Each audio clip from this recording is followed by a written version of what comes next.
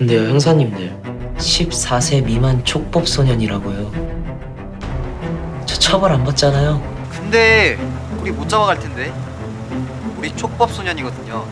우리 둘 다 14살도 아니고 13살. 집단 성폭행을 하고도 보호관찰 1년, 전과도 안 남아. 그런 짓을 해놓고 버젓이 교사, 경찰관, 소방관이 돼. 사람을 죽여도 처벌을 안 받아. 최대 소년원 처분. 초범이면 대부분 보호관찰로 그냥 끝나. 왜? 만 14세 미만 촉법 소년이니까. 올해 국회와 정부가 14세 미만 촉법 소년 연령을 13세로 내리려고 했더니 갑자기 법원에서 반대를 합니다. 법원은 왜? 자기들이 신인 줄 아니까. 회계법인 M&A 컨설턴트, 스타트업 창업, 국회의원 보장한 대한민국 검사까지 다 해본 변호사, 법무부 임평한 김규현입니다. 자, 청소년 인구는 계속 줄고 있습니다. 근데 청소년 범죄는 계속 늘어납니다. 요즘 청소년들 만 14세 미만 촉법 소년이면 형사처벌 면제되는 거 다 압니다. 알면서 이거 악용해서 범죄를 저지릅니다. 내가 촉법 소년인데 어쩔 거야? 어쩔 거야? 내가 14세 미만인데 처벌 안 받아? 어쩔 건데? 어쩔 건데? 처벌 형량도 엉망입니다. 소년들이 집단 강간을 했는데 보호관찰 1년. 어떤 거는 소년들이 자동차 여러 대 훔쳤는데 징역 1년에서 3년 실형. 이게 균형이 맞아요? 내가 검사 출신인데도 사실 잘 이해가 안 돼. 자, 촉법소년 취지는 이해가 갑니다. 뭐 8살짜리가 범죄 저질렀다고 감옥에 보내자 이건 아니잖아. 근데 12살, 13살이면 뭐 알 거 다 알고 이미 자기가 처벌 안 받는 것까지 알고 범죄를 저지르는 애들에 대해서는 특단의 조치가 있어야 되지 않겠냐 이런 거죠. 해외 사례 볼까요? 형사 미성년자 우리나라 14세 미만입니다. 독일 14세, 일본 14세, 미국 10세에서 16세까지 주마다 다양해요. 프랑스 13세, 캐나다 12세, 중국 12세, 영국 10세. 자, 12살, 13살짜리도 처벌하는 나라 많습니다. 그래서 올해 국회와 정부가 14세 미만 촉법소년 연령을 13세로 하향하는 걸 추진 중입니다. 근데 갑자기 법원에서 반대를 해. 법원이 왜? 자기들이 신인 줄 아니까. 법원을 비롯한 반대자들 의견은 이래요. 처벌 만능주의로 가서는 안 됩니다. 소년범은 처벌보다는 교화가 중요합니다. 근본적인 범죄 원인은 소년의 가정환경 개선, 교육 등 적극적인 사회적 지원이 필요합니다. 뭐야? 저는 이분들이 반대하는 이유를 두 가지로 봅니다. 첫째, 법원은 자기가 신이라는 착각을 하고 있어요. 법대 높은 곳에서 범죄 소년을 내려다보시는 우리 소년부 판사님. 소년법정에는 검사도 안 들어옵니다. 변호사도 할 수 있는 게 엄청 제한돼요. 거의 없어요. 판사 맘대로 그냥 묻고 따지고 혼내고 너 임마! 막! 거의 옛날 원님 재판 수준입니다. 사또나리 한 번만 살려주십시오. 촉법 소년들 경찰에서는 큰 소리 쳐도 소년 법정에 오면 막 조용하고 오히려 막 질질 짜요. 범죄 소년 부모님도 무릎 꿇고 막 싹싹 빌어요. 이렇게. 이런 상황에서 판사님 소년들을 막 훈계해.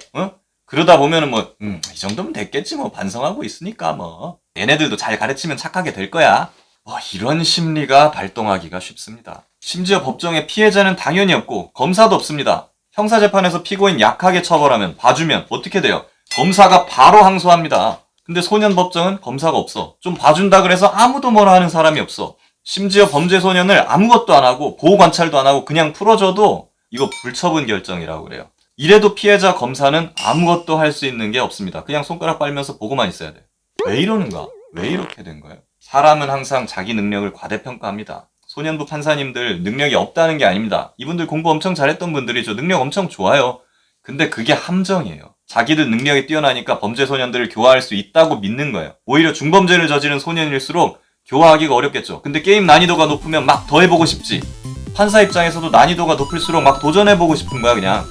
저는 이런 심리가 소년 범죄 억제에 오히려 장애가 되고 있다고 봅니다. 둘째, 범죄 예방 만능주의에 빠져서 피해자를 보려고 하지 않습니다. 이 사람들은 근본적으로 형사처벌의 목적을 범죄 예방으로 봅니다. 그러니까 범죄자를 잘 교화해가지고 재범 가능성이 없어지면 처벌을 할 필요가 없다는 거야. 처벌의 목적을 범죄자에 대한 응징, 응보, 보복 이런 걸로 보는 관점을 겁나게 싫어해. 우리는 문명화된 현대인이고 자꾸 보복하고 응징하려고 하는 사람들은 야만인이지. 이렇게 생각해. 그런 고매하신 분들이 판사가 사기당하니까 징역 5년 막 평소에 4-5배씩 때려. 지들이 피해당하니까 막 엄벌해. 처벌의 목적, 범죄 예방 그것도 맞아요. 근데 그게 전부는 아니에요. 그렇게 보면 피해자는 뭐가 되는데? 피해자가 바보입니까? 오히려 범죄학의 시대적 흐름은 피해자 중심으로 가고 있는데 피해자에게 납득할 만한 처벌의 기준을 마련하는 건 국가의 의무이기도 하잖아요. 이분들 반대 논리는 이런 것도 있습니다. 소년들 형사처벌 해봤자 벌금 집행유예로 끝납니다. 근데 소년법원에서 보호처분 받으면 사회봉사도 하고 교육도 받고 보호관찰관이 집에 와서 막 체크도 해주고 케어도 해주고 실질적으로 교화가 된다. 일단 모든 게 다 틀린 주장입니다. 형사처벌해도 사회봉사, 수강명령, 보호관찰 처분 다 가능합니다. 처벌하면서도 교화 다 할 수 있습니다. 이런 말도 해. 소년들 교도소 보내봤자 범죄만 배워가지고 나오지 교화 안 돼요. 소년교도소는 뭐 장식으로 있습니까? 소년부 처분받아서 가는 소년원에서는 범죄 안 배우나요? 범죄 못 배우고 제대로 교화가 되게끔 소년교도소랑 소년원을 개선할 생각을 해야지. 그거 안 된다고 아예 처벌을 하지 말자? 어이 터지네. 소년의 특수성을 잘 아는 소년부 판사들이 더 소년에 대해 처분을 더 잘 내릴 수 있다. 그러니까 소년부에서 하자. 이런 주장도 있습니다. 누가 들으면 소년부 판사는 청소년 전문가 중에 따로 뽑는 줄 알겠네. 그들도 일반 판사예요. 민사법원 가면 민사판사, 형사법원 가면 형사판사, 가정법원 가사부 가면 이혼판사, 소년부 가면 소년판사 되는 거예요. 그냥 뺑뺑이 돌리는 거잖아. 소년부 판사들이 그럼 과연 청소년 전문가인가? 그분들께 죄송하지만 전 회의적입니다. 그렇게 따지면 나도 검사 시절에 소년 전담 검사 했었는데 나도 전문가야? 소년 전문가 김규현입니다.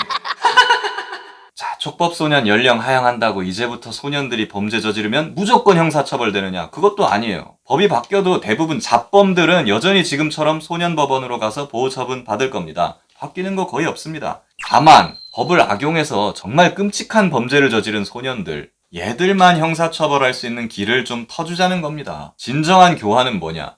누구든지 범죄를 저지르면 처벌될 수 있다는 인식을 심어주는 게 진짜 교화가 아닐까요? 처벌과 교화는 같이 가는 거예요. 처벌을 안 하는데 어떻게 교화가 돼요? 지금이라도 법원이 고지식한 태도를 바꾸고 전향적인 자세를 취하길 바랍니다. 안 될 거야 근데. 김규현 변호사였습니다. 궁금한 점 이거 다뤄줬으면 좋겠다 싶으면 댓글 주세요. 구독, 좋아요도 좀 주시고 알림 설정도 좀 해주시고 제발 다음에 뵙겠습니다. 구독, 좋아요!